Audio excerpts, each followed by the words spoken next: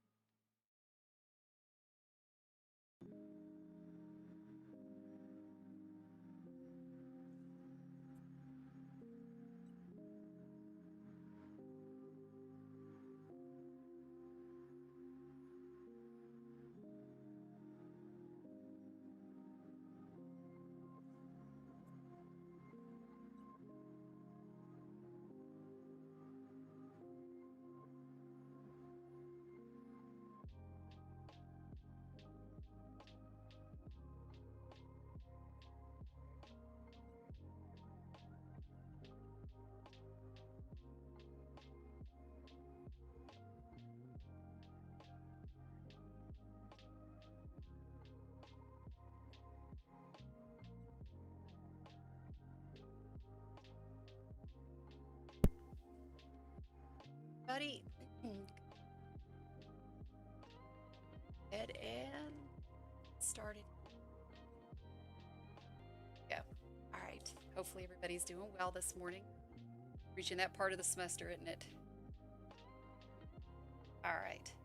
So I did put in the chat. I did put a link to the poll questions that are going to be available until tomorrow morning at 8. I'm going to put it in there one more time just in case somebody's coming in a minute or two late. But it is there, and there is also a poll everywhere question that's active. Just are you here? It's Tuesday kind of question. So let's go over the questions the questions from yesterday. So the 614 questions. So this first one, you already see the answer is E. So air flows over a stationary plate. The arrows indicate the direction of airflow through each surface of that control volume, and you need to pick the figure that best excuse me,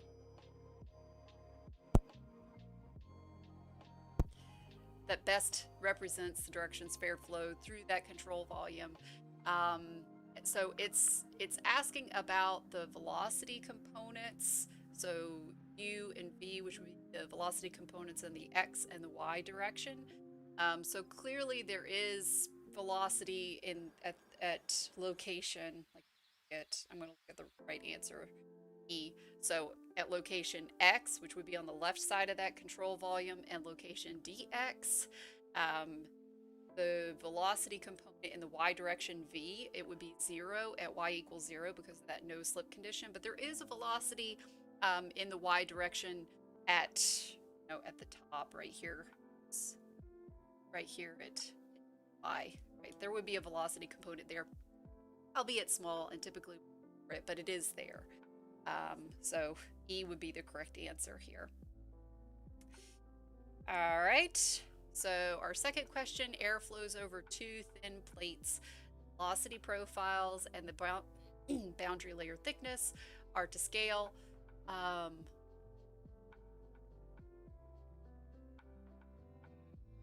Okay. And compared to case 2, the Reynolds number for case 1 is, so the correct answer is higher. So just remember, if you read your book or you watched the video, that Reynolds number is the ratio of inertial and viscous effects. So if the viscous effects are higher, which would be the case for case 1, since that boundary layer is thinner, the Reynolds number would be lower than in case 2. So the answer would be higher. Okay, it's that guy right here. All right. So the correct non-dimensionalization or non-dimensional representation of the Reynolds number, most people got this one. It's B. Yeah, I don't really think that's not too bad. I mean, really, that's just looking at your equation sheet and seeing what it is. Yeah, there you go. So you can have it written in terms of the kinematic viscosity or the dynamic viscosity. Next guy. All right, so fluid at a temperature of T infinity flows over a surface that's maintained at Ts. The temperature of the fluid that's in contact with the surface is, and most people got it right, that it's that of the surface. So it's T infinity would be equal to T at the surface for just those molecules that are right at in contact with the plate itself. So it's kind of similar to the idea of the no slip condition when we're talking about velocity of those molecules right in contact with the surface of the plate. Right, they're at the same, I guess, velocity as the plate, and same idea for the temperature. They would be with the plate. Just that first little layer of molecules that are in direct contact. All right, so second to last one, the relationship that correctly defines the average convection coefficient for surface A, for a surface of area A, which denotes the heat rate and heat flux is, and most people got this, it's D, just kind of looks like it's Newton's law of cooling, right? So you got to have the area there. If you got things in terms of U as opposed to Q double prime, like the flux. Yeah. I don't know much more to say about that guy. The very last one, the value of the critical Reynolds number for flow over a flat plate is, well, we take it in this class to be 5 times 10. Significance of this value is, so the correct answer is C. Let's kind of look at the other ones. So the first one isn't correct. The boundary layer will be turbulent where the Reynolds number is less than that value, right? Because if it's less than the value, the flow would be laminar. Let's see about B. The transition from a laminar boundary layer to a turbulent one will always occur when that value is exceeded. So it's not a magic number, that 5 times 10 to the 5th. It's not a magic number. It's known to be, and we mentioned this yesterday, it's known to be between 1 times 10 to the 5th and 3 times 10 to the 6th, so 3 billion, depending on the surface roughness and the turbulence of that free stream. And it's generally just the accepted number, but just know that there is a range. And then D wouldn't be correct. So if the Reynolds number for the plate is based on the length and it's greater than that value, the boundary layer on the plate is turbulent over the entire plate. So D wouldn't be correct because as long as that flow is not tripped, which there's no indication that it is, right? You don't have any here's your plate and then you have some little thing there that causes those streamlines to deviate, right? So that you have a little thing there that causes turbulence right when it hits the plate. So as long as that flow isn't tripped and it's coming in laminar, then over the plate you would have a region of laminar flow before it transitions to turbulent flow. Okay, so let us keep going. So we had almost gotten through, we had problem 3. So this took us a while. It took us a while. But we got our average heat transfer coefficient for that module that was 700 millimeters, 700 millimeters from that leading edge, and we found our H bar to be 69.6 watts per meter squared Kelvin. Yeah, you gotta kind of just watch your brackets there. When you plug things into your calculator, it's easy if you throw one off, you miss a parentheses, it's easy to get the wrong number. So, somebody I don't know if it was this section or the next section, but somebody was having trouble getting the right value, so I played around with it this morning and double checked my numbers. I'm still getting 69.6 watts per meter squared Kelvin. That doesn't mean that, I'm continuing to plug something in incorrectly, but that is about what we should be getting. All right, so with that being said, now we can plug things in and we can get our value for this U double prime. It's a little bit smaller. So we've got our H bar, and I get a Q double prime of 69.6 watts per meter squared Kelvin times the temperature difference between TS and T infinity, 150 degrees Celsius minus 25 degrees Celsius, and I end up getting 8,699 watts per meter squared. But that wasn't actually what we were supposed to find. Keep in mind that we were actually relating this.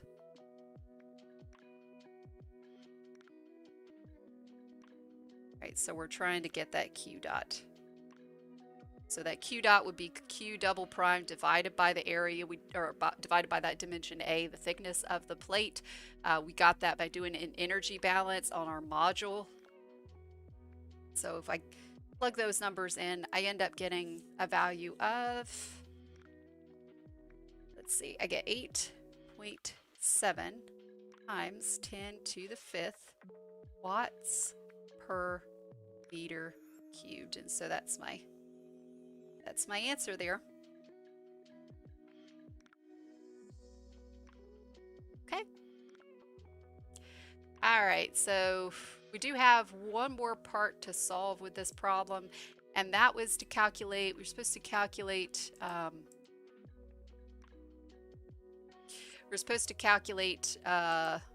the temperature, the maximum temperature in that heat generating module.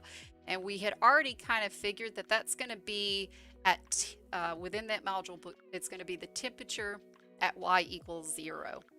So let's figure that out. Yeah. So right down here. So I need to find T at y equals 0, because this is going to be T max. Just so I can kind of zero in on this particular module. This is the module that I'm looking at. Remember that you've got, I'm going to put him in, you've got this thermal energy generation that we just calculated in the previous part.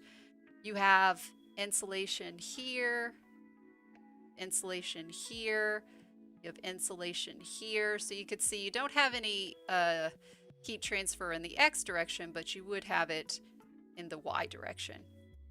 Right, maybe I should. This is Y.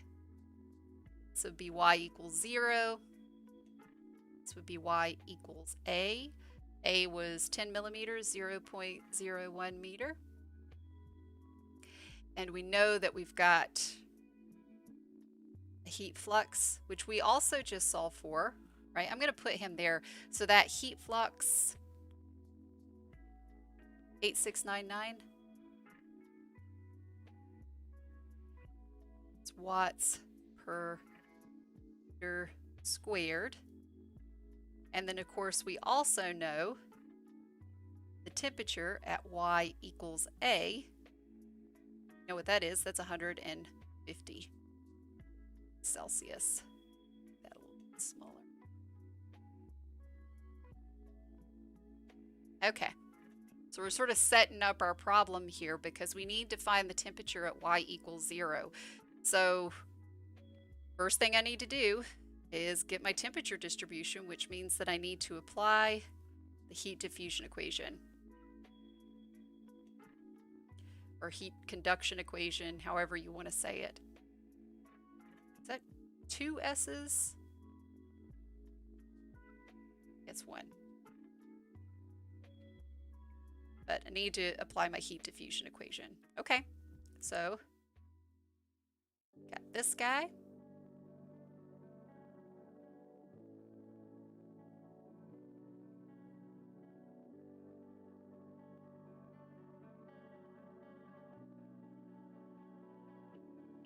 Right, plus then I've got that Q dot over K. It's 1 over my thermal diffusivity partial of temperature with respect to time. Some of those things are going to go away, right? Because it's steady state, right? And hopefully I put that in my assumptions. Let's see if I did. Put that in there? I sure did. So it's steady state. I don't have any temperature gradient in the X direction. I don't have it in the Z direction, which would be into the paper, into the screen. And that's it. That's the only things that I can cancel out. So I can get rid of that partial because temperature is only dependent on Y. But this becomes second derivative.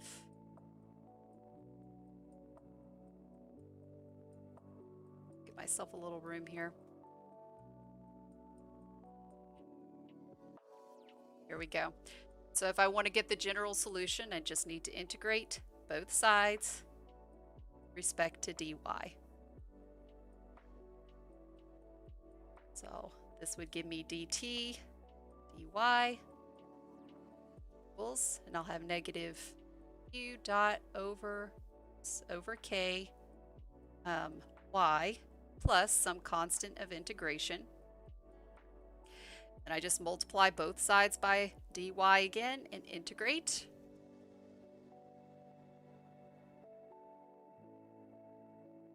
So I'm going to get t as a function of y, negative q dot y squared over 2k plus c1y plus some other constant of integration. And now I just need to figure out, well, what are my boundary equations? Or my boundary conditions, I'm sorry. So I've got two of them, right? And if you've got something with a 0 in it, that's usually the first good one to apply first, because you can typically cancel out some stuff. Oops. And so my first one would be, well, I've got an adiabatic surface at y equals 0, so let's see what that does for me. Ugh. So this would give me k dt dy at y equals 0 to be 0, and I guess I can get rid of that k because it doesn't even matter that he's there. And yeah, might as well just like see what that gets me.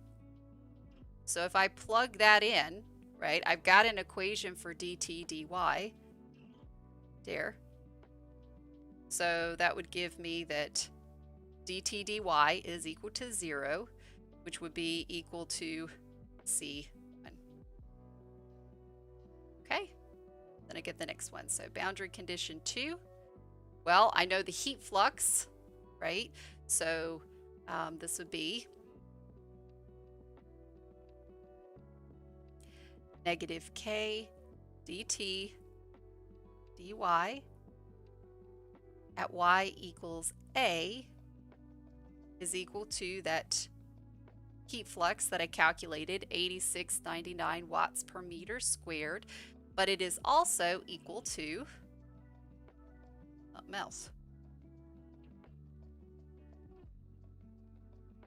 I have dt dy already defined right here. So this would be negative k, and it would be negative q dot over k times y. Y would be a plus c1, but c1 we figured out was just 0.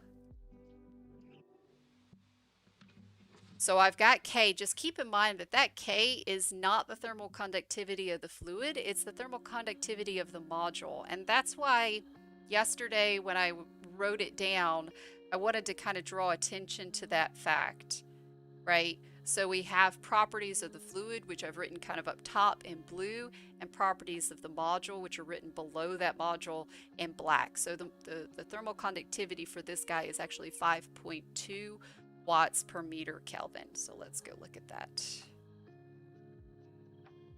Oh, losing my place here.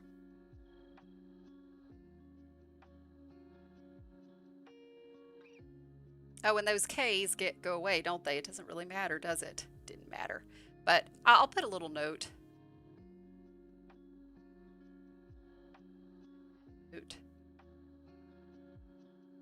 This K equals 5.2 watts per Kelvin. Okay. That helped me at all? That didn't help me at all. Oh! Who's screaming at the thing? That didn't help.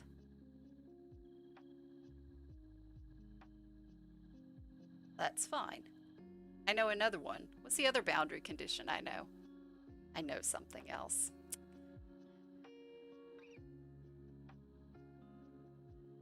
Yeah, Thomas, thank you. Yeah. All right, come here, coffee. Wake up.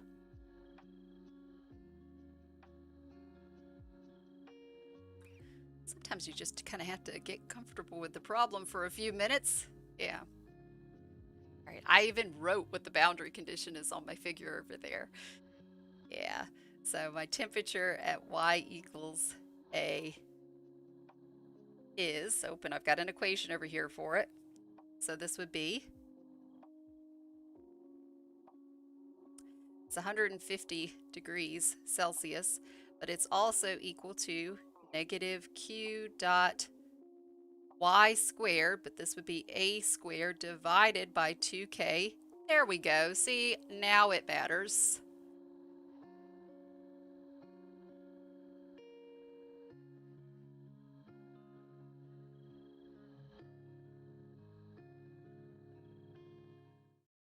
Now it matters.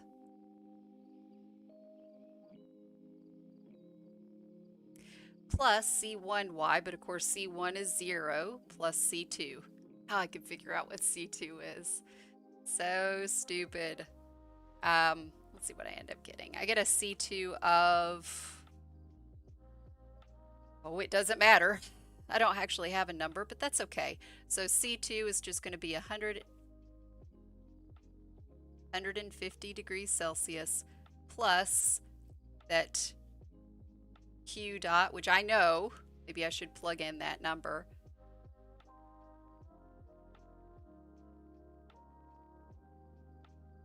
Eight 0.5 times 10 to the 5th watts per meter cubed times a squared, so 0.01 meter squared, divided by 2k.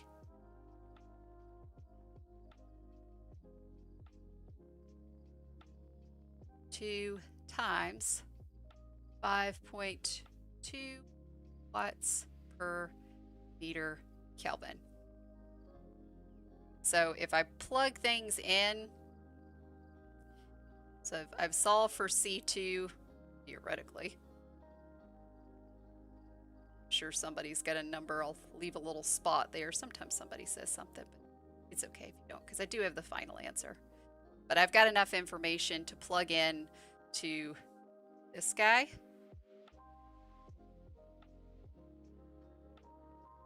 So now I can get my T at y equals 0 as 158.4 degrees Celsius. So I will box that guy and then I'll be done with that problem. All right. So got 17 people that say they're here. That's good. So if you haven't answered the poll everywhere question, make sure that you do. But otherwise, yeah, there you go. I'm going to deactivate in a second. All right. So question 4. An electric air heater consists of a horizontal array of thin metal strips. But I got another one. Thin metal strips that are each 10 millimeters long in the direction of an airstream that is parallel over the top of the strips. Each strip, okay, so we're given some dimensions there, and we're given the free stream velocity. So let's write what we've got.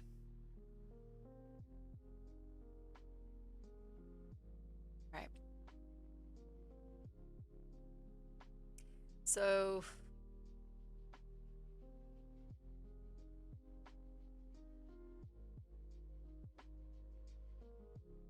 see if I can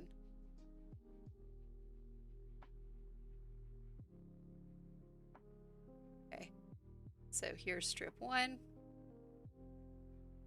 Here's strip 2. Strip 3. 4. 5. 6. 7. 8. 10. I think when there's 25 of them. So this is strip 1, 2, 4, 5, 6, 7, 8, 9, 10. Another one.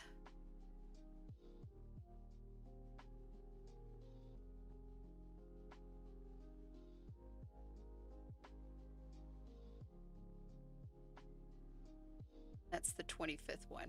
Okay, there we go. So each of these guys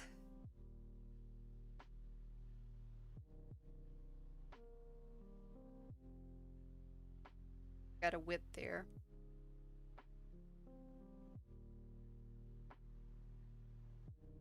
All right, so what do we want to call that width? Do we just want to call that W?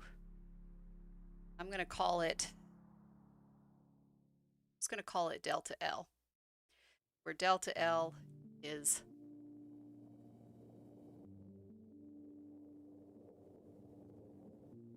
10 millimeters. I'm sorry, not 0.2, 10 millimeters. So 0.01 meters. And then they say each strip is, so that's the length. This would be the width. So we're going to call this W. That W is 0.2 meters. Okay. We got 25 of them. Each strip is maintained at a constant surface temperature. Okay. So, yeah.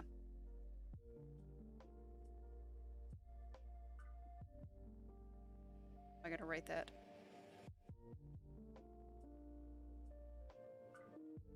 Here we go. Surface temperature is 500, and I'm going to write it in red just to indicate it's hot, but the air flowing over it is colder. So this is the air. It's coming in at 2 meters per second. Oops. I'll fix that to be not a temperature.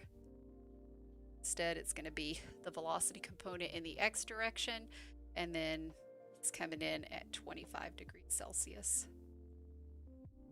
Okay. So I think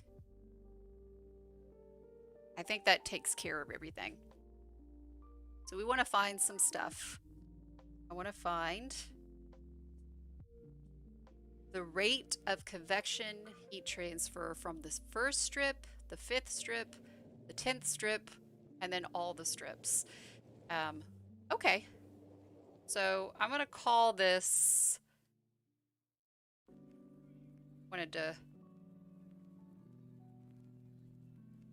we're parallel there. This would be Q, we're going to call it Q1. Then we've got also, this would be Q5.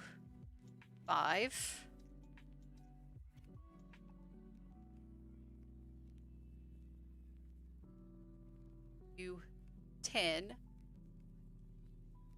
And then we also want to find it for all the strips, all of them together. So, okay. So I want to find Q1, 5, Q10, and then I also want to find it, like I said, Q, which we're just going to call that just Q, but it's Q total across the length of that whole arrangement. Okay.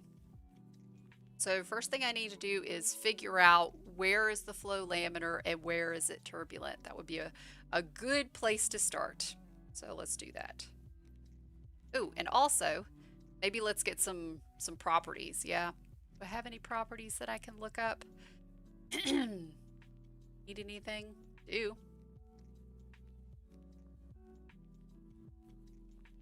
So here's my solution. And probably I want to have some assumptions here. You know, maybe something along the line of it's a steady state and our critical Reynolds number is 5 times 10 to the 5th. All right. So first thing that I need to do is I need to look up maybe some properties of my air. Let's do that first. So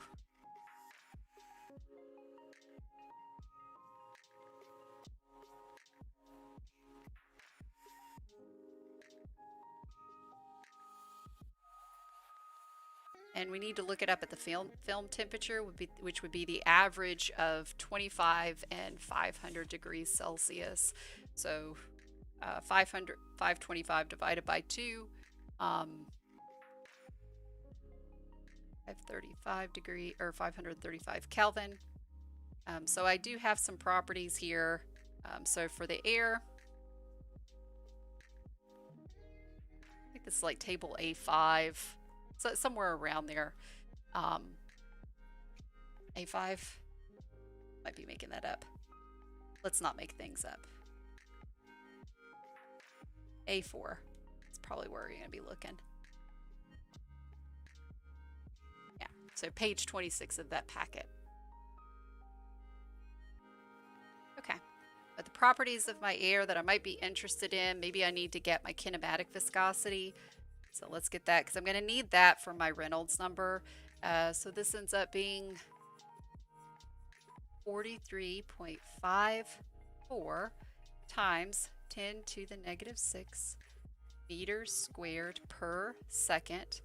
My K value, thermal conductivity, and that's of my fluid, is equal to 0.0429 watts per meter Kelvin. I also probably need my Prandtl number at some point, so this is going to be 0.683. Okay, so I'm good there. Now I need to figure out where does that transition to turbulence occur. Right, so because I might start out, you know, it might be, and that's something we've been assuming the whole time, that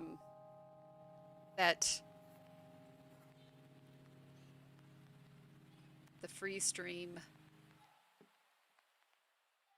it's coming in laminar, right? We don't have turbulent flow coming in and now it's going over the plate. So it starts out laminar, but where does it transition? Because it might be laminar at strip 1 and be turbulent at strip 5, and so that's definitely going to change the equations that we're going to use to calculate Q. So first thing that I need to do is find where does that occur. So I'm going to start by calculating that XC, that critical location. So this is on your equation sheet, but my XC, it's going to be my critical Reynolds number, which I'm taking to be 5 times 10 to the 5th, times that kinematic viscosity over my free stream velocity. Right, so my Reynolds number is 5 times 10 to the 5th. The U infinity is 2 meters per second. The kinematic viscosity is what I looked up just a second ago, 43.54 times 10 to the negative 5th meters squared per second. And so I can calculate that this doesn't occur until 10.9 meters. And if I look at, you know, how long this is, maybe I should.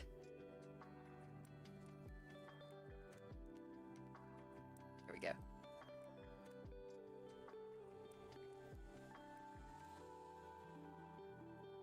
Look how long this is. This is going to be just 25 times 0.01 So 2.5 meters. So it's going to be laminar over the entire thing.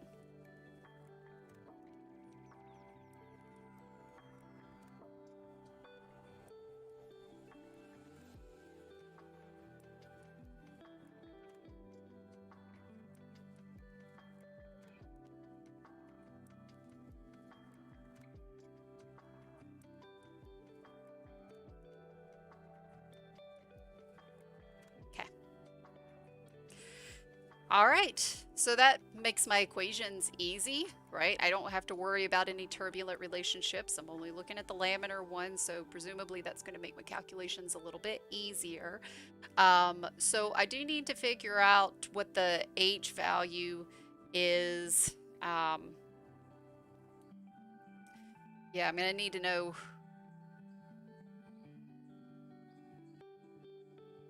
Let's look at strip one.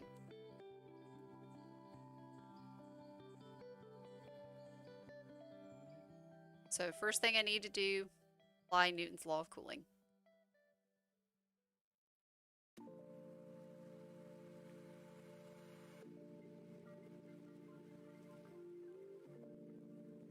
Okay. So because that's what I'm supposed to get, right?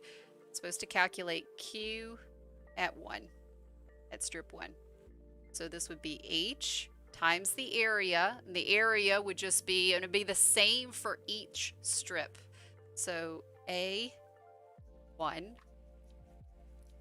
I'll define A1 in just a second, times TS minus T infinity. And this guy, it's going to be H bar, but it's going to be from x equals 0 to L. So x equals 0 to L. So I'm not even going to put the 0, but keep in mind it is there, right? This guy right here is going to be the same for all of the strips.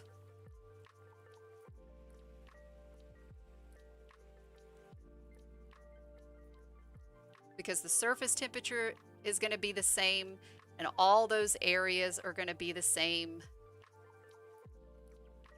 So it's really not going to matter, right? So that whole thing, this is going to be H bar L times, and it's going to be the area, which would be that delta L, 0.01 meter, times the width, 0.02 meter, times TS minus T infinity, so 500, oops, darn it, 500 minus 25, so 475 degrees Celsius or Kelvin, doesn't matter. But it is degrees Celsius or Kelvin because it's talking about a temperature change, not an actual temperature. I'm going to put it as Kelvin. Right, so that, once again, that right there is the same for all of them. Okay, but now I'm going to define this one. This first one is actually really easy because all I'm looking for is the average heat transfer coefficient for laminar flow, for a flat plate, laminar flow from 0 to L.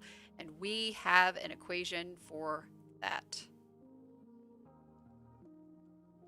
So first things first, it's a new day. So let's clean that up.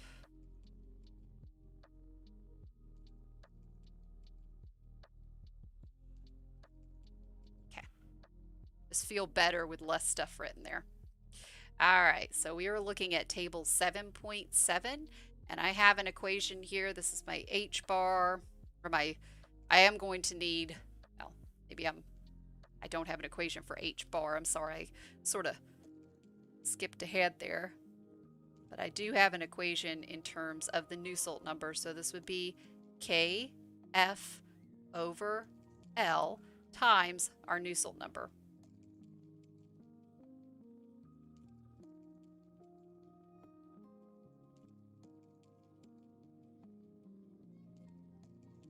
Right, so let's look at that.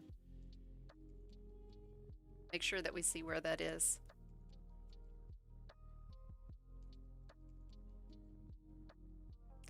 That's what I have an equation for. So I'm going to come down here to table 7.7.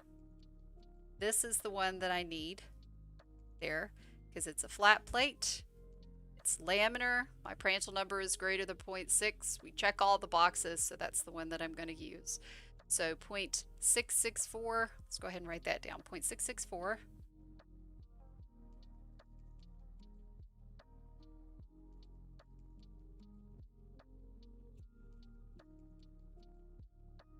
Zero 0.664 times our Reynolds number. And I got to be careful because that Reynolds number I actually haven't calculated yet, but that's okay. So this is to the 1/2 times my Prandtl number to the 1/3. I've got the Prandtl number. That UF I haven't actually got, or the Reynolds number I haven't actually gotten, but let's go ahead and plug him in. So this is going to be KF over L, 0.664. My Reynolds number at X equals L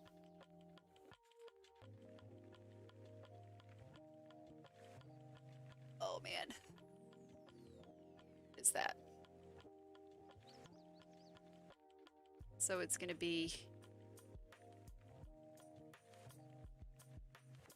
U infinity times L over that kinematic viscosity. That's my Reynolds number, but I gotta square it times the Prandtl number to the 1/3. Okay, so I think I'm good there. And I have all of those parameters. I've got the thermal conductivity. I've got the length. That's the 0.01, the length of that plate, or that particular strip. Yeah, I'm good. So if I plug things in, what I should get is 53.8 watts per meter squared Kelvin. And that's good because I now have all the information that I need to get that Q for the first strip. Sure, that's obvious. So this ends up being 51.1 watts.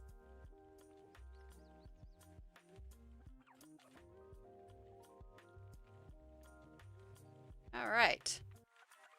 So I'm good there. Let's go to the next guy and see what we got.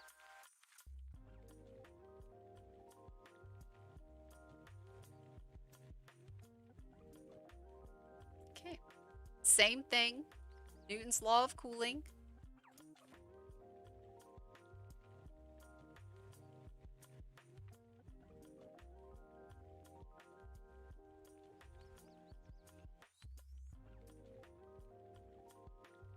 So this is going to be Q2 equals, and it's going to be the average H value, but it's going to be between, I got to be careful here, because it's going to be between,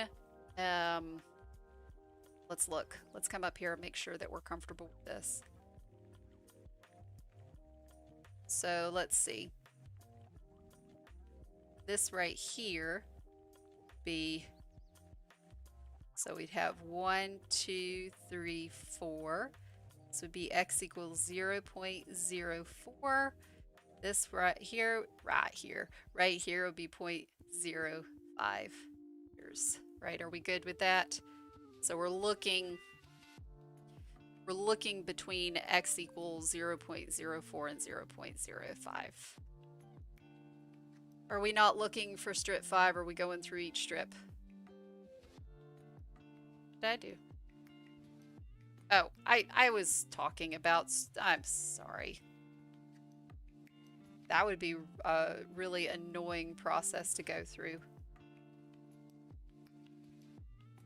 Let's look it up for 25 strips, see what that is. That sounds like a waste of time. All right, but once again, I am looking between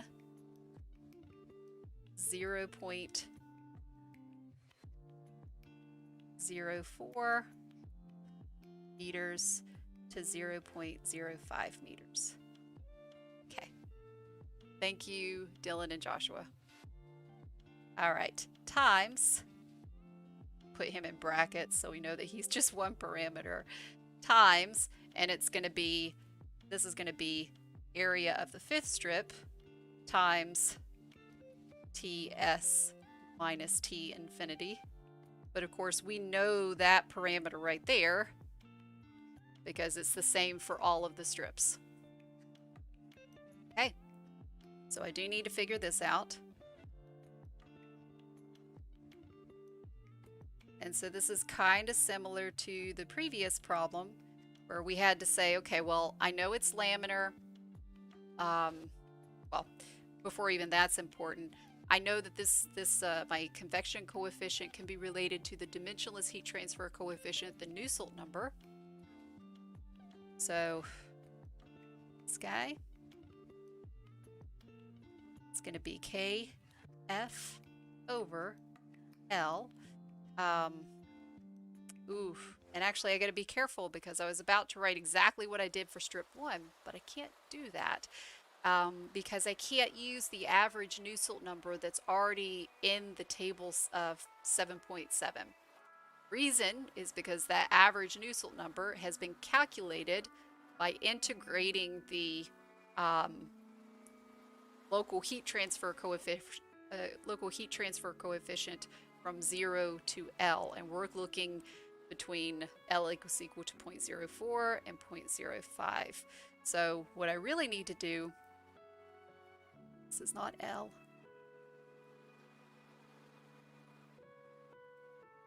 0.4.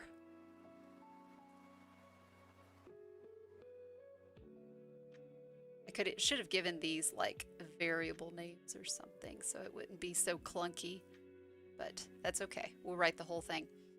So this is going to be defined. I'm going to have to calculate it using this guy right here. But once again, we're not integrating from 0 to L. We're integrating from 0.04 to 0.05.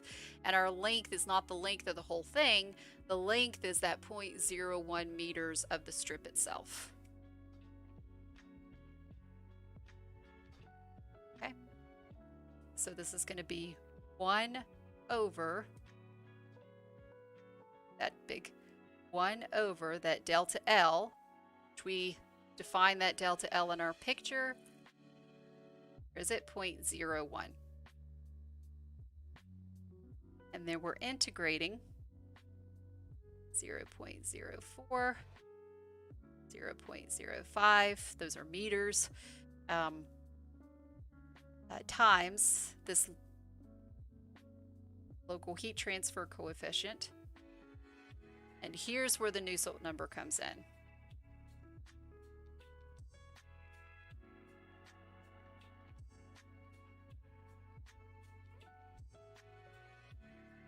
It's going to bother me that I don't have that correct. So that local Nusselt number is going to be written in terms, or the local heat transfer coefficient needs to be written in terms of the local Nusselt number. So this would be K F of the fluid over X times that local Nusselt number. Now the good news is once I do this one time, I won't have to do it again for strip 10 because the math is really going to be the same. It's just going to be slightly different numbers. So we're almost there.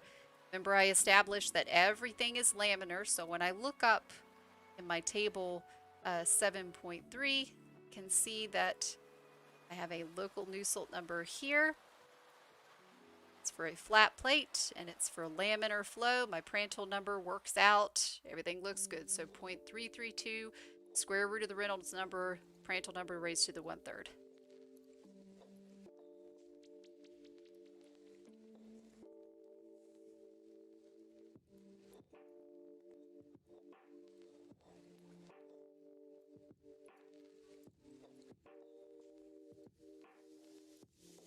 Nusselt number, like I said,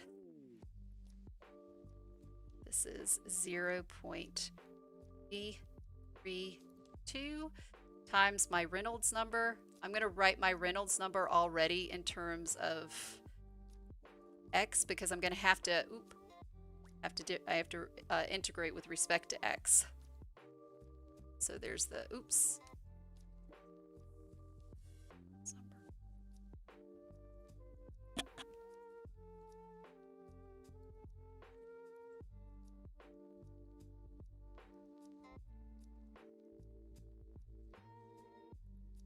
I did.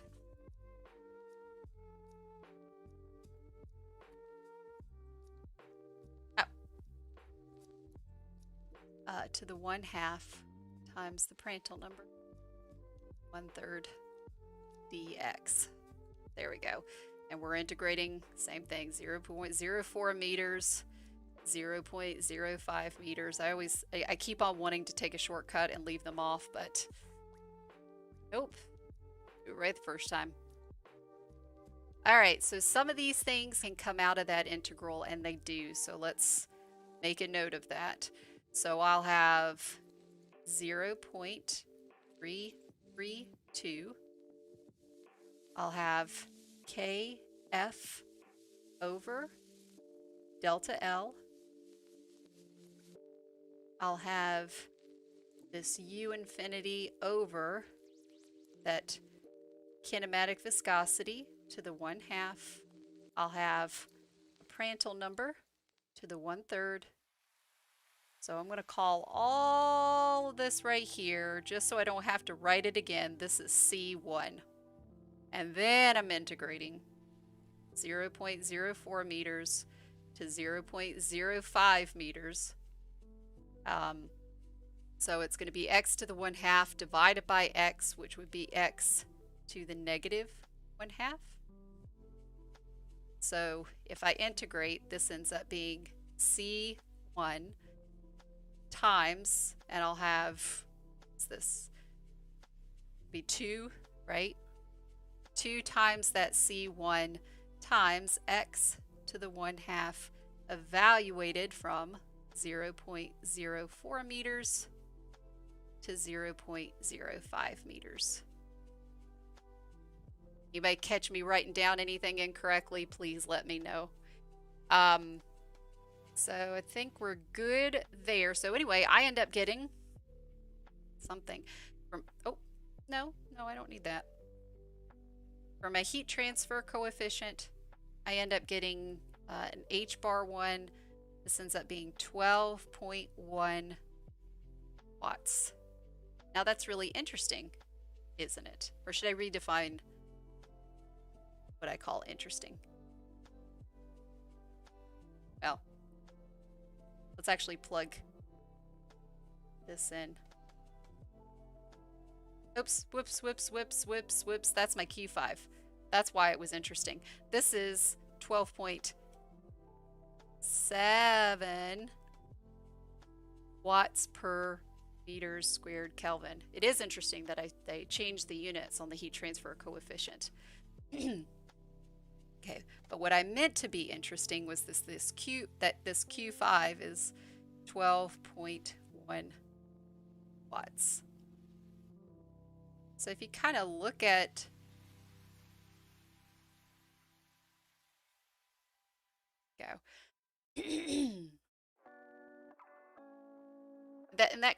that makes sense intuitively, right?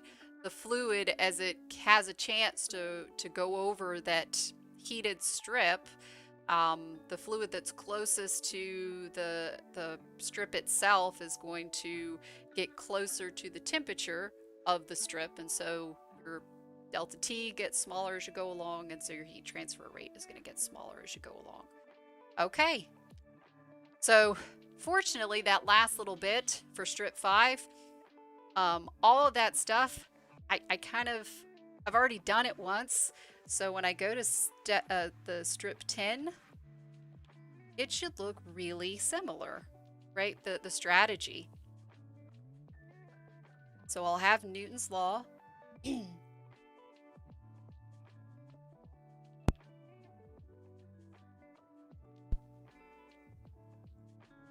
I'll have Newton's law of cooling. And I'm going to have this Q10, and he's equal to, well, this guy will be H bar, but it's at the 10th strip, so it's really going to be between X is equal to 0.09 meters and 0.0, I'm sorry, not 0.0, 0.1 meter.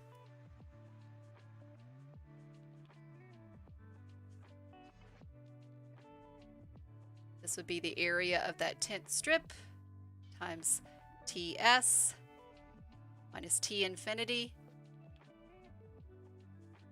Keep in mind the A10 times TS, that's not T5, it's TS. TS minus T infinity, that quantity right there is the same as for the 5th strip as it is for the 1st strip. And then this guy right here, it's the same strategy.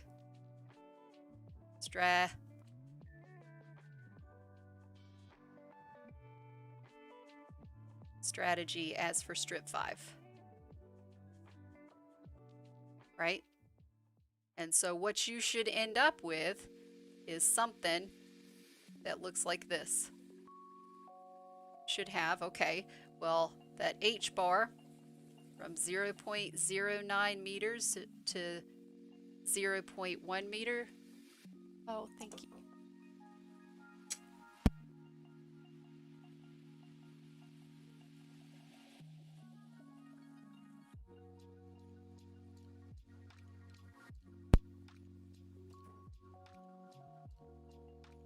Husband just made me food, which was really nice.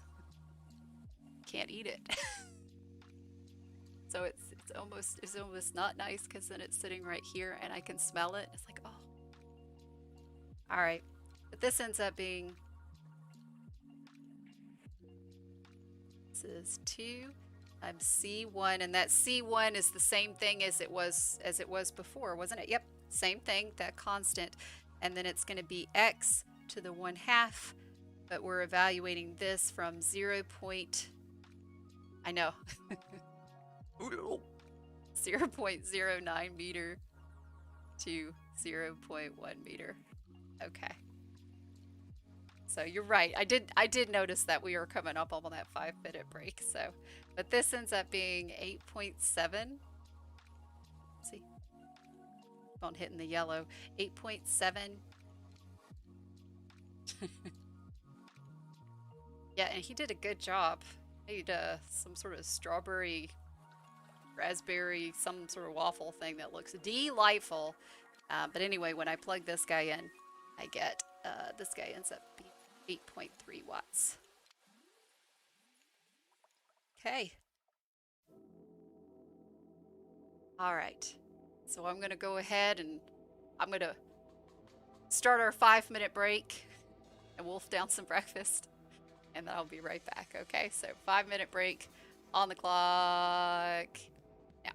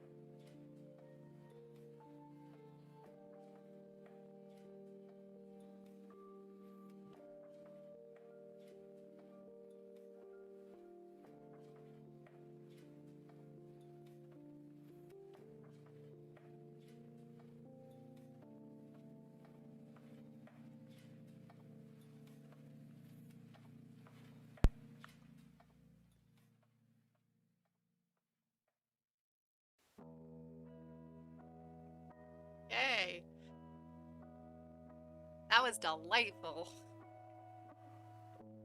Okay, yes, I know. All right. So we did for strip 10, and now we got to figure out what's the last thing we did. Needed the heat transfer rate for the entire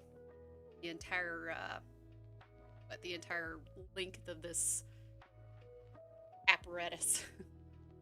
Okay, so let's think about that.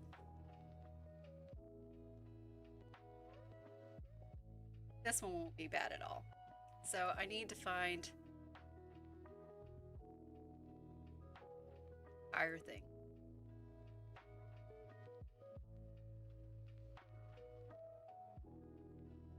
So Newton's law.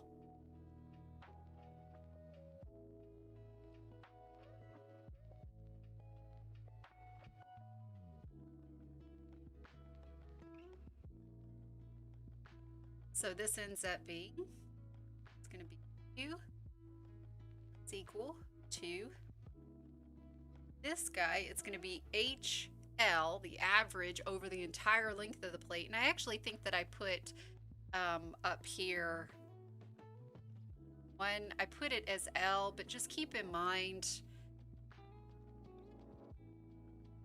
strip 1 here, L is equal to delta L, which would be 0. I think that'll be easier than going through and trying to correct things. Not correct things, but just make sure that it's, you know what numbers we're playing in. So, and then this will be area of everything, right? Areas of 4, 5, 6, 7, all the way up to 25.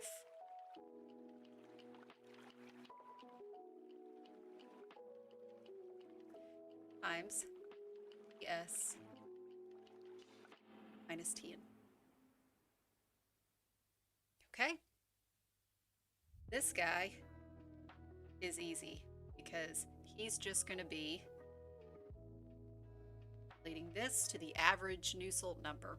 So this would be Kf over L times the average Nusselt number, because once again, that average Nusselt number is already found by integrating the local heat transfer coefficient from x equals L, or x equals 0, all the way to whatever x that we're interested in. In this case, an L of what? Calculated it before, 2.5 meters. 0.5 meters. Okay. This would be AFL, and that average Nusselt number, we actually looked it up for strip 1. Ready? So it's 0.664 times the square root of the Reynolds number times the Prandtl number.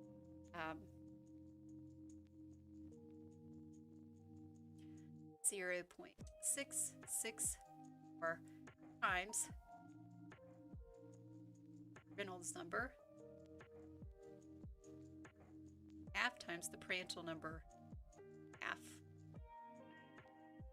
Right, but keep in mind that Reynolds number is, of course, he's going to be evaluated using L is equal to 2.5 meters, so just be aware of that. So let's plug that in.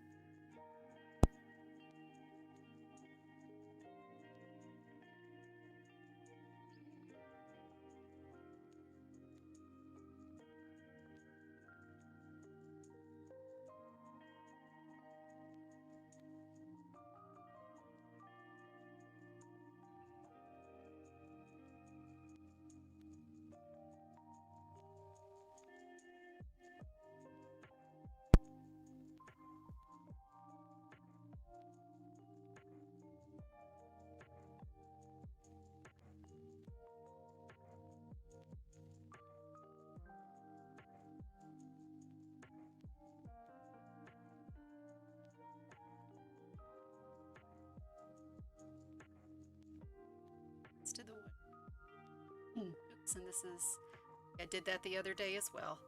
Prandtl number to the 1. I'm plugging here, plug the length of the entire thing.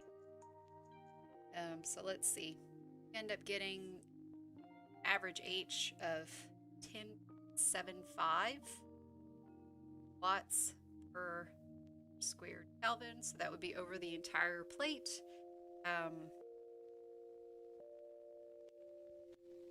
That area over here is going to be over the entire plate. So it's going to be 25, or well,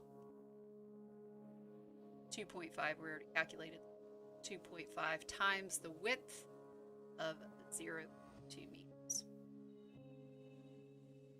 So I can get my Q total, which is going to be 55.4.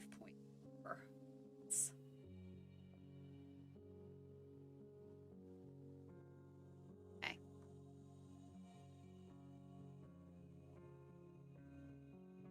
Righty. So I think good there. Question 4. What's our next guy? Not too bad.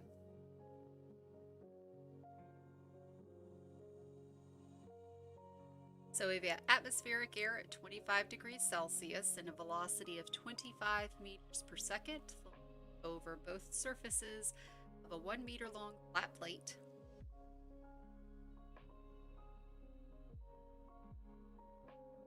Both surfaces, so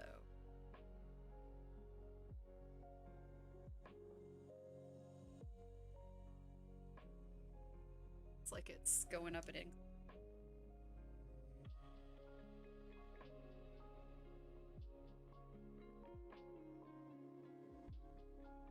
Here's my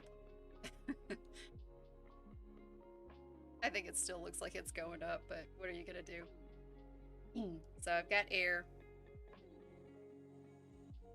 coming in with a free stream temperature of 25 degrees Celsius, free stream velocity at 5 meters per second, and it's flowing over both surfaces. So there's going to be a boundary layer that forms on the top. All right. And the length of this entire thing is 1 meter. And the temperature of my plate, which I'm now draw in red, surface temperature of 125. And it is, you know, this is a two-dimensional thing. Actually, plate is, it's a thin plate, which is why I'm saying it's, you know, two-dimensional. I guess three-dimensional, but it's two-dimensional. It does go into the screen there, and so, you know, that's my width.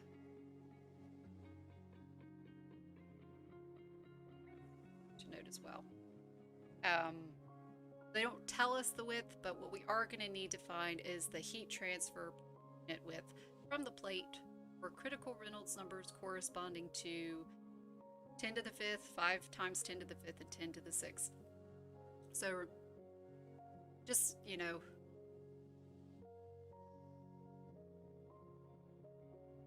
I guess we could have done it for 3 times 10 to the 6th since I said that was the range, but 10 to the 6 is fine. So I want to find rate of heat transfer per unit width. So this would be per width if at a critical Reynolds number of 10 to the 5th, critical Reynolds number of 5 times 10 to the 5th, or billion.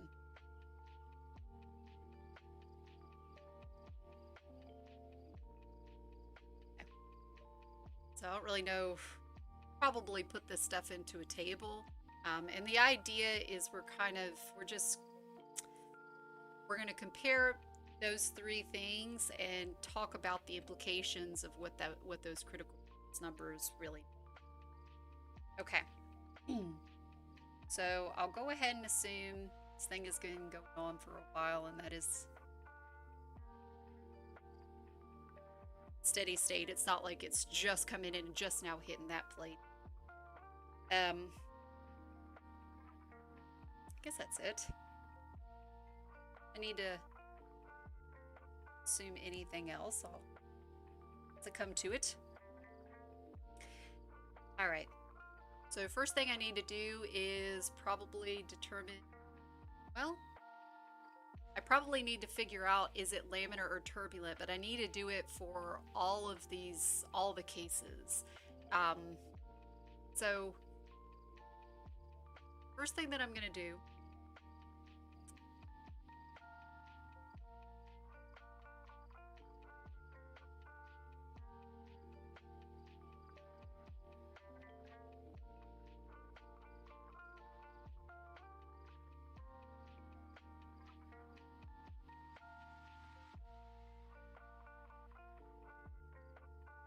yeah, and is it laminar or does it transition to turbulent?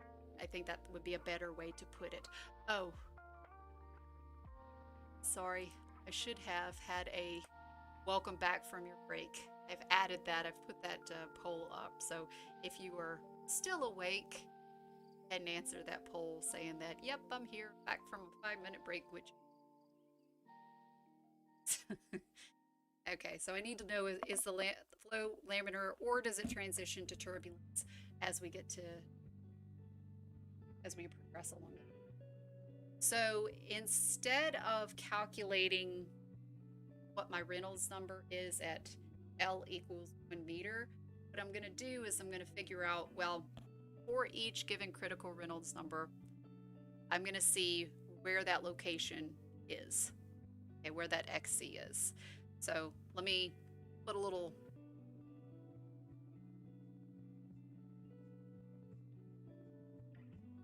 table together. So we'll have critical Reynolds number for each case. Got 3 of them. So I've got 10 to the 5th. Got good old 5 times 10 to the 5th. And I've got 10 to the 6th. And then I'm going to figure out this guy. So that critical Reynolds number is calculated using, for the critical length, that XC, this is calculating using my critical Reynolds number times viscosity, the kinematic viscosity, over humidity. So probably I do need to pull out some values here. So properties of air at the film temperature, which would be the average of 125. It's 25. The average of those 2 temperatures. So this is 348 Kelvin. And let's see, a couple of things. So I get kinematic viscosity. I'll write that down first. I know that I'm going to need some other stuff as well, but so this is 20.72 times 10 to the negative 6 meters squared per second. I know I'm probably going to need my Prandtl number. It's 0.7. And I am probably going to need my thermal conductivity, which is 0.0299, and that's watts per Kelvin. All right, so kinematic viscosity is what I need right now. So I'll go ahead and plug that in and get what my critical length is. So for 10 to the 5th, I end up getting 0.08288. For this guy, I end up getting 0.4144. And for 10 to the 6, I get 0.822. So clearly what has happened, right, the length of this plate, it's only 1 meter long. So somewhere along the line, right, started out, and it depends what my Reynolds number is, but somewhere we hit this guy.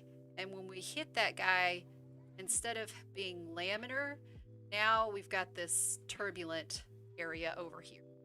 And so that's going to change things, right? That's going to affect, in the laminar region, the heat transfer rate is going to be actually lower than in the turbulent region. So we're going to have to take into consideration that we do have turbulence. And we haven't had a problem with turbulent flow yet. So let's kind of look at table 7.7 and kind of make a note of some things. So I have this text at the very bottom. Kind of have to look at it. Just kind of go. So my note says that laminar conditions exist if the flow is laminar over the entire plate. But, like in this case right here, we've started out laminar, but then we transitioned to turbulence. And if that is the case, it's called mixed. You have a region of laminar flow and a region of turbulent flow. And we have an equation, right? These equations that reference mixed, that's what that's referring to. We've got an area of laminar and a region of turbulent flow. Some other stuff over here as well.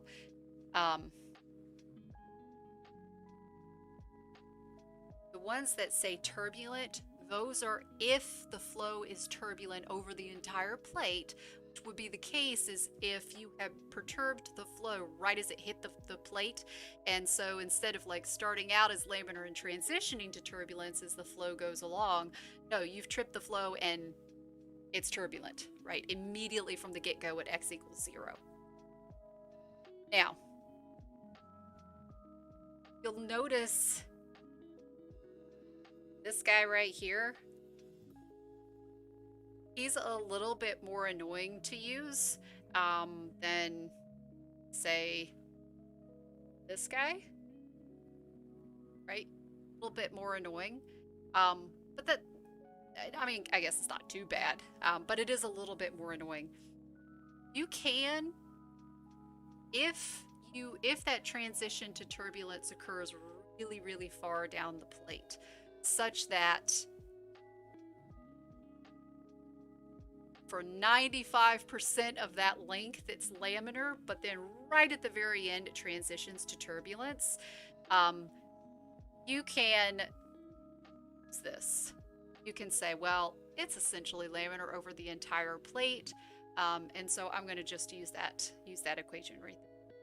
And that will give you a pretty good approximation of the Nusselt number and therefore the heat transfer coefficient. So I'm going to see if I can get away with that here. So xc over my length. So xc over my length is just divided by 1, isn't it? So this is 0.083 0.41, 0.82. Clearly, that ain't gonna work here, right? Because for all, right, this tells us right here we have mixed conditions. Starts out laminar, ends up as turbulent. But for all cases that xc over L is less than 0.95. So that means is we just can't approximate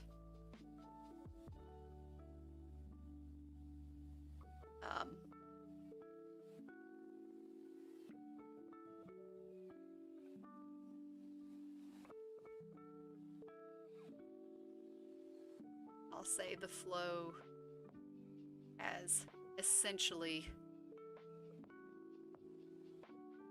laminar, and use those laminar relationships. But sometimes you can get away with that. So if you notice that, you know, for the vast majority of the flow, it's laminar, those laminar equations probably just fine. That is not the case here.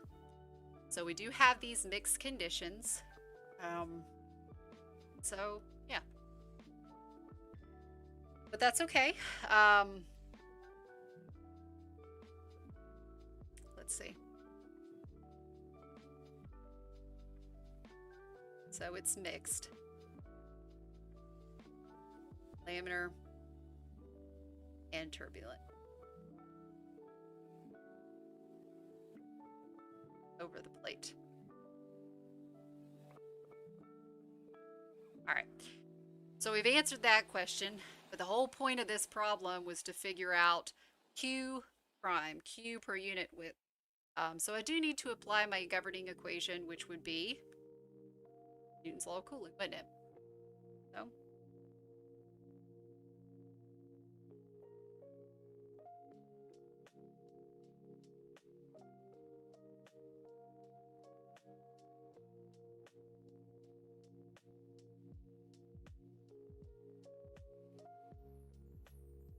So Newton's law of cooling have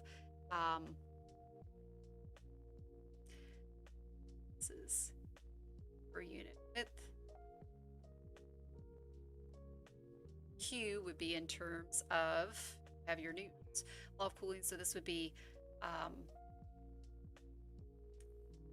H bar, and it's going to be over the entire length from 0 to L times the area being the length of this plate times the width. See, of course, things okay. Doesn't matter that I don't know it. Yes, minus 10. Okay. Of course, this guy is going to be different. Or, so I could.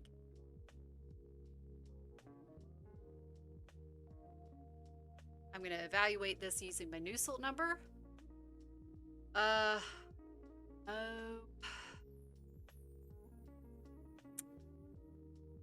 Something. It's okay. All right. So this guy is going to be KF over L times our Nusselt number. We said we can't get away with the linear relationships, but that's okay. I pointed out the one that we're going to use. So it is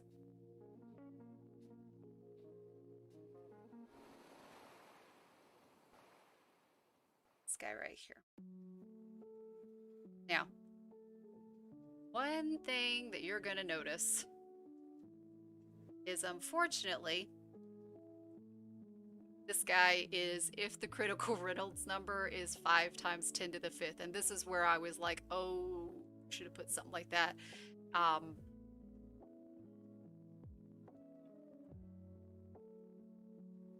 will say, see your book. Somewhere in there in chapter 7, it's going to tell you that if it's mixed, the actual equation is going to be 0.037 times your Reynolds number to the 4/5 minus some value A times the Prandtl number. It's the Prandtl number to the 1/3. If your critical Reynolds number is 5 times 10 to the 5th, then yeah, A is 871, but it'll be different if you use a different critical Reynolds number. So I'm going to give you what that is, but once again, it is in your book. So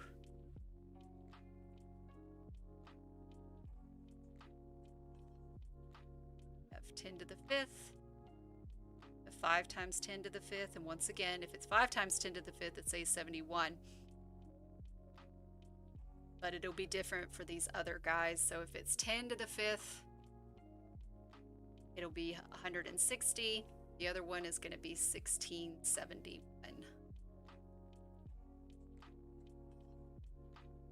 So if that is something that you would need on a test, that information would be given to you, not something you need to memorize or anything like that.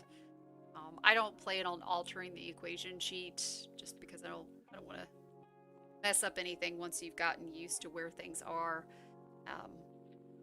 But like I said, if you were given this problem on a test, you'd be given that information. Okay. Okay. Hopefully you've got those things.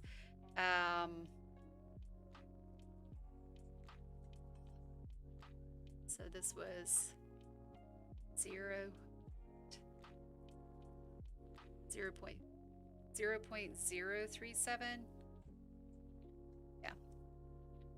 0.037 times your Reynolds number.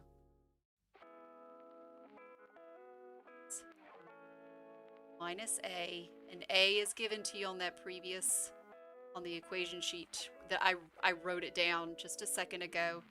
This is Prandtl number times the. So here it's just a matter of plugging things in. Your Reynolds number is going to be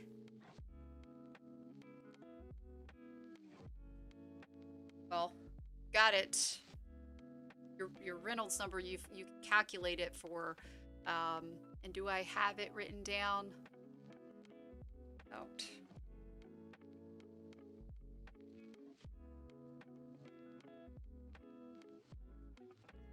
That'd just be U infinity times L over the viscosity, the, not viscosity, the kinematic viscosity. All right. So,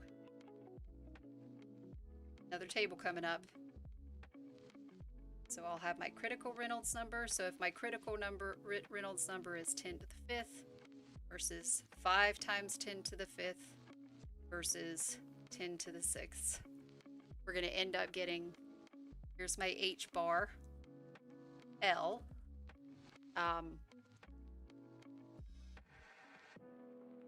I'll end up getting either 67.8, 48.9, or 27.7, and that will, and this is going to be in watts per meter squared Kelvin. And then if I plug that in and I get my heat transfer per unit width, and this is going to be watts per meter width. This is going to be 13,560, 9,780, and 5,530. So those are our answers, and let's just kind of think about why the Reynolds number affects it like that. So the lower the Reynolds number, the faster that transition, or faster is not the right way because we just finished talking about transient heat transfer, but the lower that Reynolds number, the closer to the leading edge that transition to turbulence occurs, right? The lower that critical X value is, right? And that would occur if the surface properties were such that, like the surface properties, like if you had more of a rough surface on that plate, which would cause the transition to occur earlier. So as the Reynolds number goes up, so that's the critical Reynolds number goes up, transition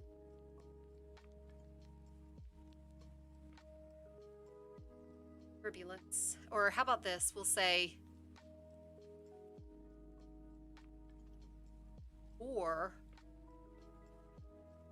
of the plate is exposed to turbulent flow. Right? That XC is closer to X equals 0. And so you have more of that area, more of the length of that plate exposed to turbulent flow. And turbulent flow will increase that heat transfer rate, which is exactly what you see here. Okay. Anybody got any questions here?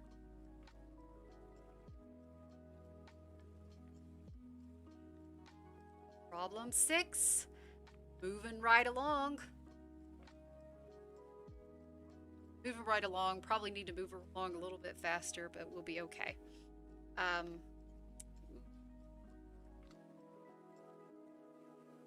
Something I left out here. I left out something on that Q prime. The number's right, but I just realized I left something out.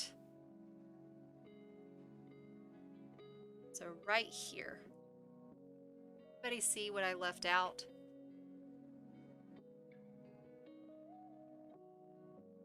Make it so we can see everything that's going on here. What's wrong? What's wrong with that equation right there? What's wrong here?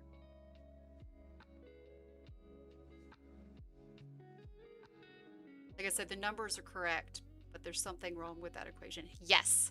Yes. Perfect. Perfect. Yes. So the area is actually 2L times W because it's over the top and the bottom. Yes.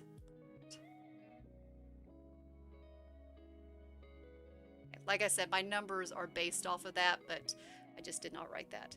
Okay. Calculate a flat plate subject to parallel flow on the top and the bottom. So this is another place where we're going to have heat transfer on the top and the bottom.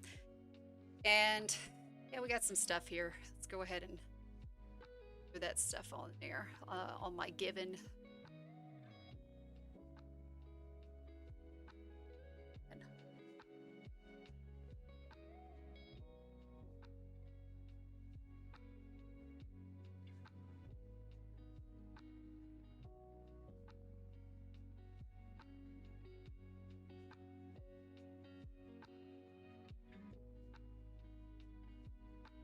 All right, we're going to come back to this one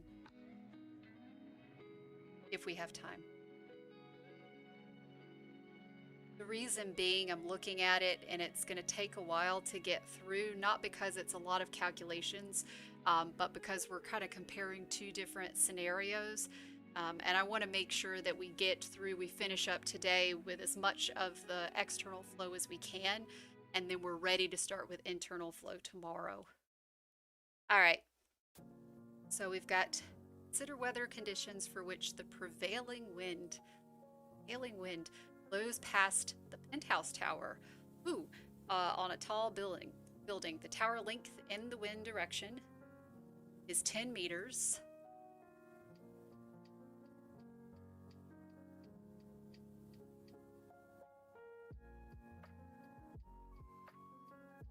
And there are 10 window panels. Okay. So, that there. Zoom and enhance, but get blurry.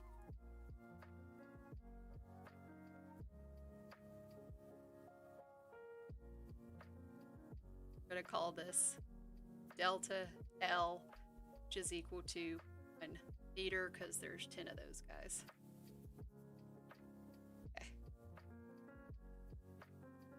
Calculate the average convection coefficient for the first, third, and 10th window panels when the wind speed is 5 meters per second. So, got air over here.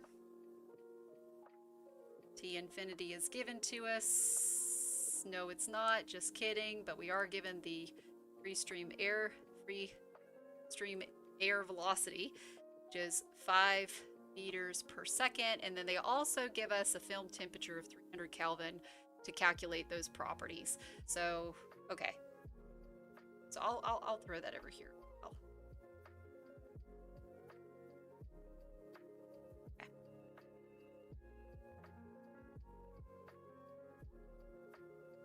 So the properties of air, as I recall from a few minutes ago, we're pulling out of table A6 at 300 Kelvin. I've got a kinematic viscosity of 15.89 times 10 to the negative 6. I've got a thermal conductivity of 0.0263 watts per meter Kelvin, and then I've also got a Prandtl number of 0.707.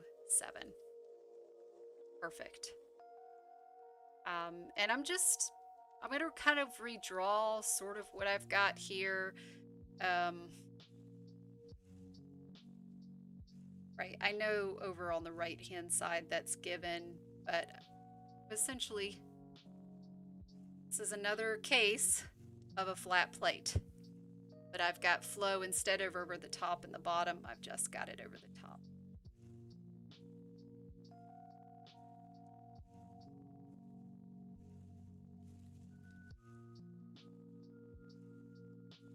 Length here is 10 meters, and we're going to be considering, this is the X direction. We're going to be considering the average heat transfer coefficient at several locations along that X-axis. So this is really similar to one of the previous ones that we did. It's very similar to one of the ones that we did. But what we're going to end up seeing is we're going to see a boundary layer formation. And that Prandtl number is 0.707. So remember, that's the ratio of viscous effects to thermal effects. So we can see that the thermal effects are going to be more predominant, right? A bit more predominant viscous effects. So the thermal boundary layer is going to be a little bit bigger. Not really, not something that they asked for, but we certainly could have asked that, and that's the case there.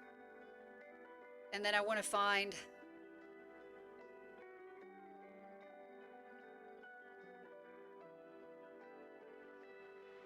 first, third, and 10th.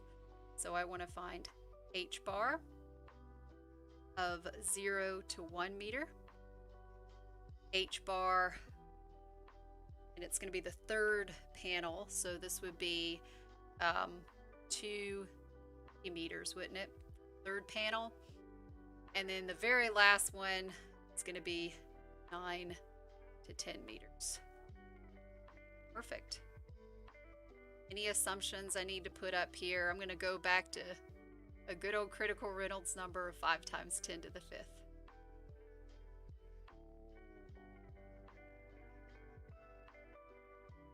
Alrighty. First thing I need to do, figure out, do I have laminar flow over this whole thing, or does it transition to turbulence somewhere along the line? And so a little bit, I guess a better way of doing it, instead of calculating what is the Reynolds number at 1, at 3, and I guess it'd be 1, 2, 9 meters, and it's a little bit fuzzy because maybe it transitions in the middle of one of those panels. Let's calculate, where does it transition? Where is XC?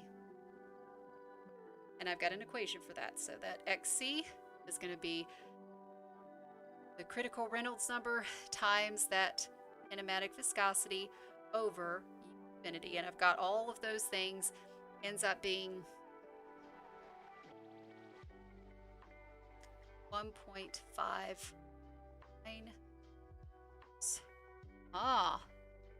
So I can already see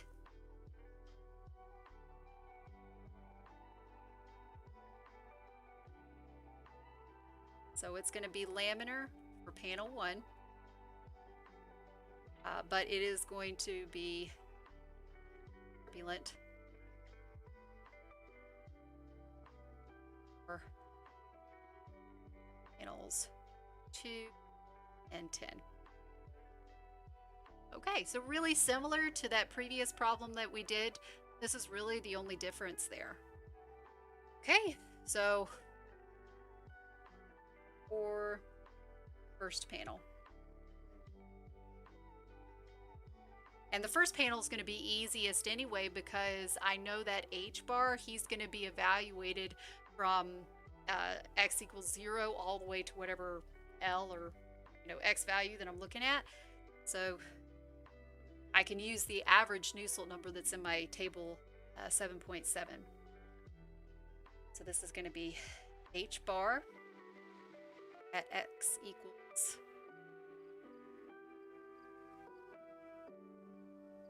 keep it as I did before. It's 0 to 1 meter, or this would be just, I can leave off that 0. It's just at x equals 1 meter.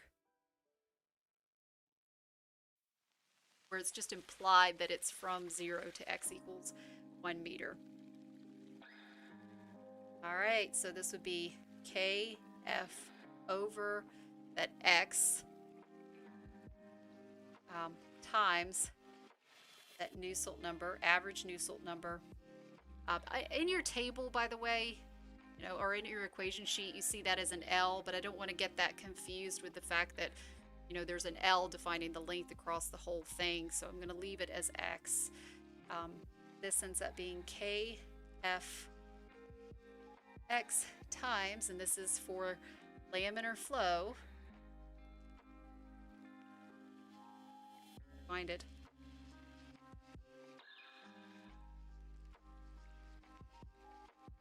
That guy right there.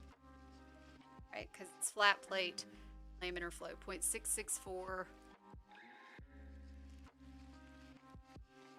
0.664 times the square root of your Reynolds number times your Prandtl number to. Okay. And then it's going to be the Reynolds number evaluated at 1 meter. So let's make sure that we've got that. So this is going to be kf over x, 0.66 times, I'll have u infinity times x over kinematic viscosity, 1/2 times the Prandtl to the 1/3. And now let's plug in some numbers. So I've got my kf, 0.0263 watts per meter Kelvin, over my x, which would be 1 meter, times 0.664 times, got u infinity, 5 meters per second, times 1 meter, divided by that kinematic viscosity, 15.89 times 10 to the -6 meters squared per second, to the 1/2, times my Prandtl number, 0.707 to the 1/3.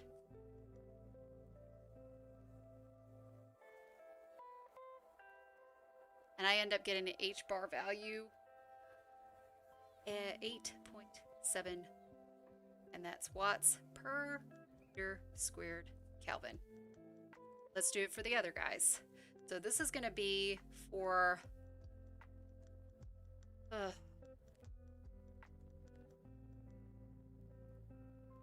third and the 10th panels. So again, this is turbulent. Get that. This is laminar. All right.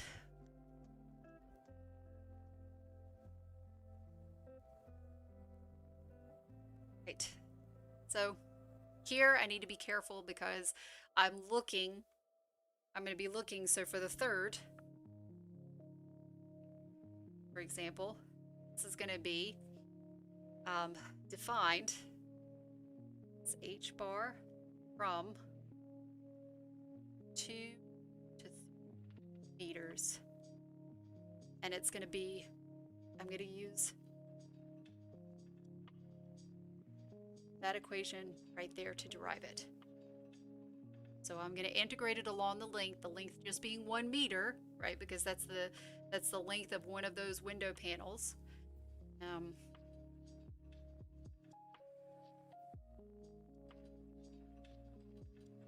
What did I call it? My picture. Did I call it width W? I think I did. My picture over here. Oh, I called it delta L, so that's fine. Let's call it delta L. That delta L. So this is going to be 1 over delta L integrated from 2 meters. And it's going to be AF Nusselt number X.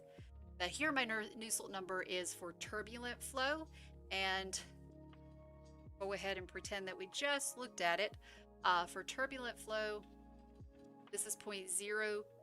That Nusselt number is 0.0296 times the Reynolds number to the 4/5 times the Prandtl number to the 3rd. So let's do that.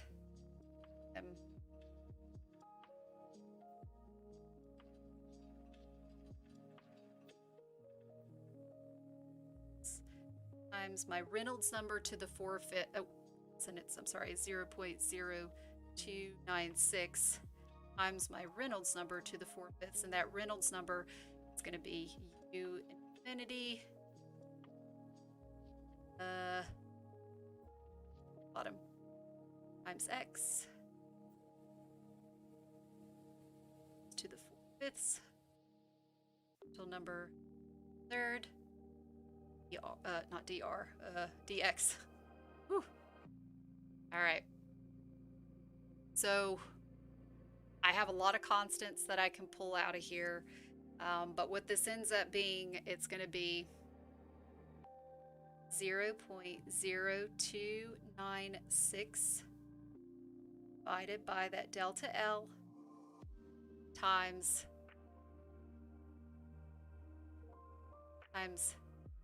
AF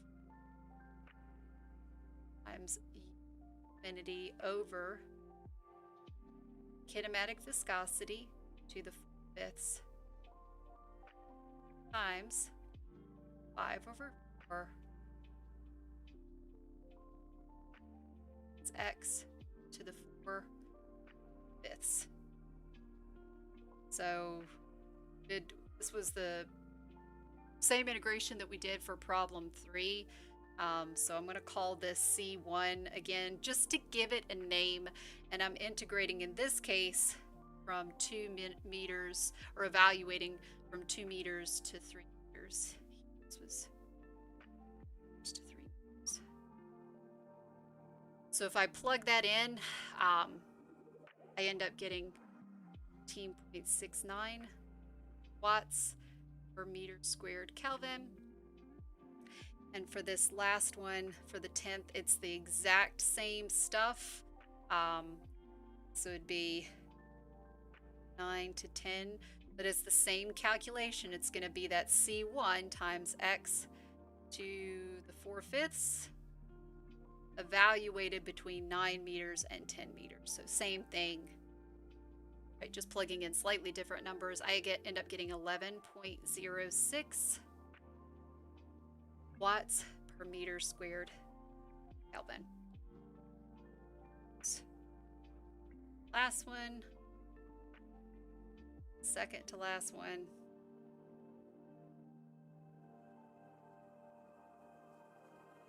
First, third, 10th.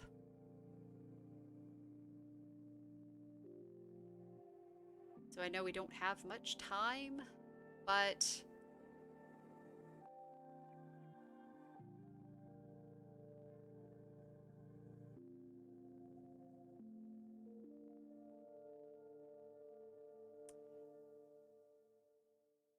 let's set up the next problem. Let's at least set it up as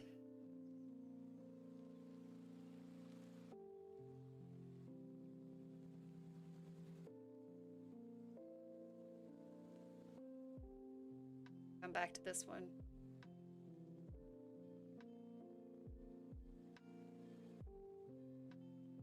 Let's set up problem 9 because Problem 10, perfect. The next one is parallel flow. I think we're sort of getting a handle on external flow, and maybe we can set up this problem and then finish it up tomorrow and then move right into internal flow. So we have a square plate.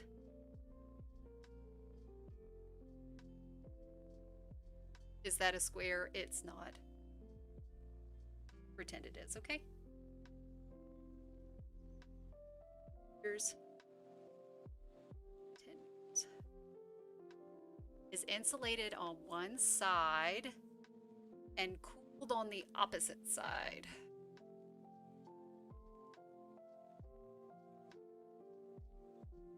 Chip. Go. And saying is we've insulated it here so that all the energy is going out top. I'll call this Q. And we've got, it's cool by air.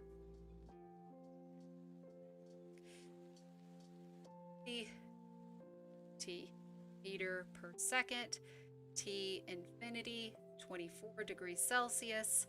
When in use, electrical power dissipation within the chip maintains a uniform heat flux. Okay, fine, at the cooled surface. So that's all for the whole thing. If the chip temperature may not exceed 80 degrees Celsius at any point on its surface, what is the maximum available power? Okay.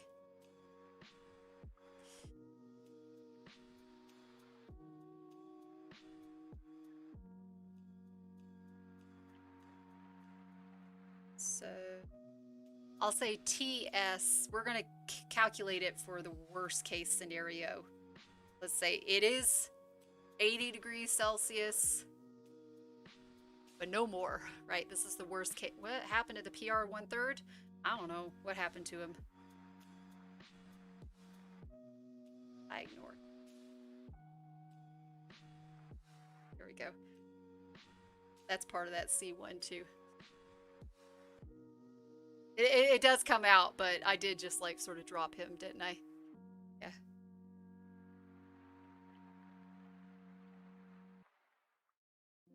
So I want to know what the maximum available power is. So I'm gonna put this as W dot. I'm gonna go back to thermo. I'm gonna call it W dot. Okay. And this right here, we are not gonna do. We're not gonna do unheated starting lengths. Not gonna do it. We don't have time. So we're just gonna find W dot. Okay. We got 4 minutes left. Let's see how far we get, y'all.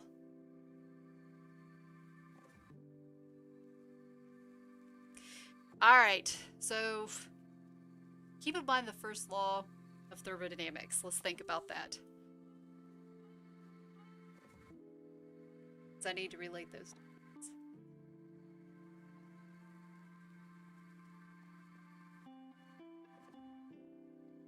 And I'll say in thermo,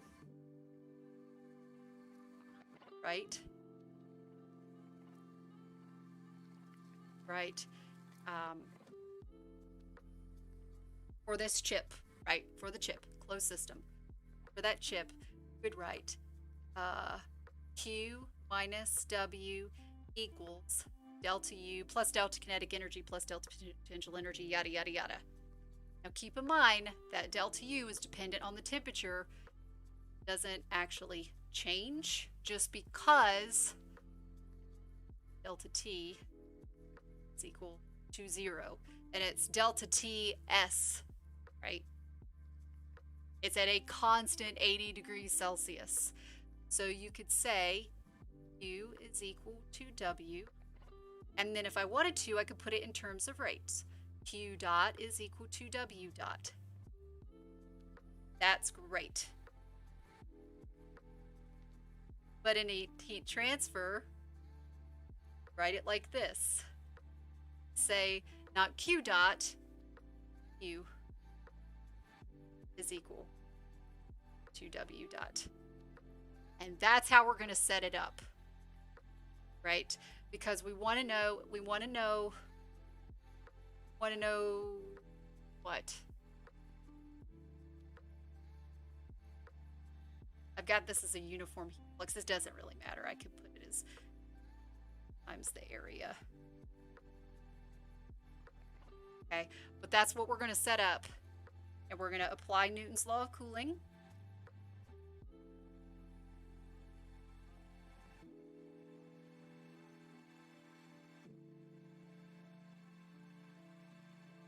Which would give us that Q is equal to the H, and it's going to be that average H over the whole thing.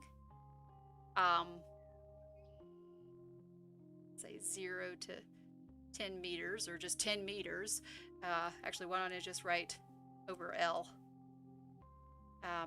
times the surface area times TS minus T infinity. And so tomorrow we're going to have to figure out, how do I calculate him?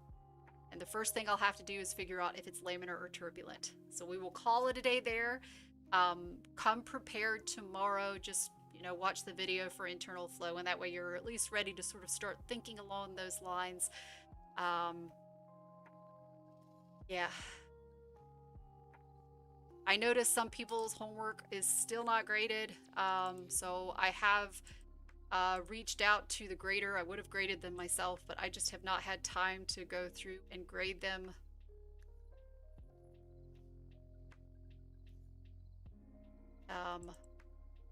So yeah, I'm looking. There's a few people that are concerned about this, and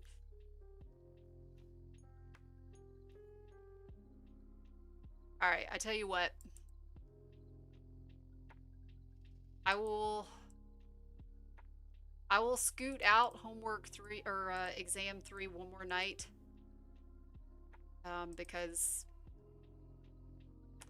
I just don't see that it's graded yet. I don't think.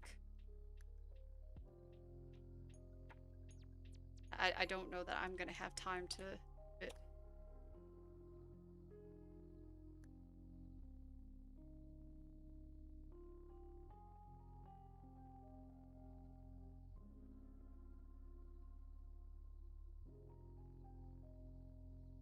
Good question. So Ryan asked, speaking of exams, when is the final? So the final exam, the university scheduled it. It's the 29th and 30th. So they schedule ours for a particular time on one of those days. I'm planning on just leaving it open from Tuesday morning on the 29th and closing it Wednesday night. And that exam will be, I found it works really well to divide it up into 2 parts, because you would have 2.5 hours to complete it. However, if you qualify for extra testing time, you could be sitting in your chair for 4 hours. So I like to divide it up into 2 separate exams that you could take at any point. So it'd be like taking 2 exams, but maybe just 1 problem or 2 problems on it. So we'll talk about that tomorrow, if you'd like to. It's not meant to give you extra work. It's just meant to divide it up a little bit. Anybody got any questions? I will have office hours today at 5.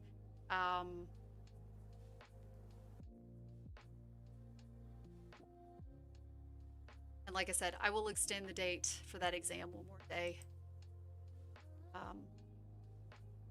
If you do have questions about your homework, come to office hours. We could talk about it. Yeah. Okay. Sounds good.